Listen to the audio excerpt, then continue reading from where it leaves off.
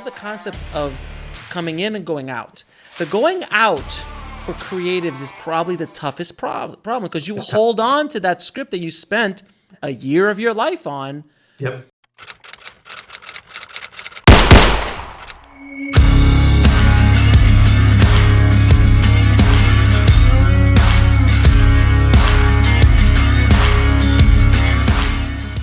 But you really just need to take some X-Lax and just let it go. Just let it go. Loosen the bowels and let that go. Because it's not going there. It's just stopping you up. I'm sorry, I don't mean to be crass. But it is. But it's a great analogy because as creatives, I've done it in my life. I'm sure you have too. You hold on to something, but you're like, but I've spent so long on this movie or I've spent so long on this script and I got to hold on to it because if not, that year I just went through is a waste.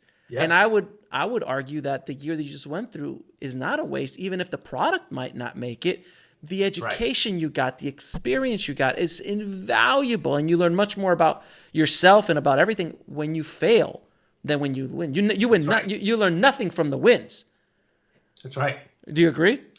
I completely agree, and that's why if you look at your work as an ecosystem, in order for the ecosystem as a whole to stay healthy, you need those outputs. You need to be disposing of the waste because that is what's going to keep the whole ecosystem healthy and to be able to say, you know what, that waste that I'm letting go of, it's there because there was work put in that strengthened some other part of the ecosystem. You know, right. So that when I'm in the forest just doing research and I'm just thinking through my story ideas and I'm working on outlines and working on, you know, that is not wasted time. We tend to think that, you know, it's only the time setting in front of the computer at the keyboard, you know, that is actual writing. Man, most of my writing occurs when I'm in the car driving through the streets of LA.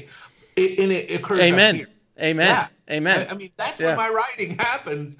When I get to a keyboard, it's just a matter of getting to put it on the page. But the writing actually occurs when I'm out on the 405, you know, driving to the next thing I have to do. And learning to value that, learning to say, you know what, this is valuable time. And even if I have to let this go later, there's nutrients I've taken from this process that have made me a more healthy writer, and my entire ecosystem has been strengthened because of the work I did on this project. It's a much better way to live, man, than feeling like you're just failing all the time.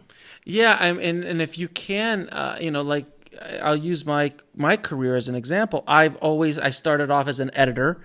And then when editing work started to slow down, I jumped into color grading because I saw that there was less traffic there or less competition. So I started color grading. I'm like, well, wait a minute. Then I'll just also do post-supervising because I essentially know how to do that anyway.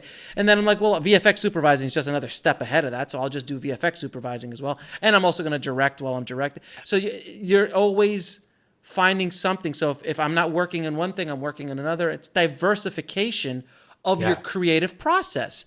Where it is so, it's like putting all your eggs, it's like when you're investing, you don't invest only on e-toys. That's right. That's right. Yes. You know, you don't only invest in Sears stock, you know, because things are not going to go well.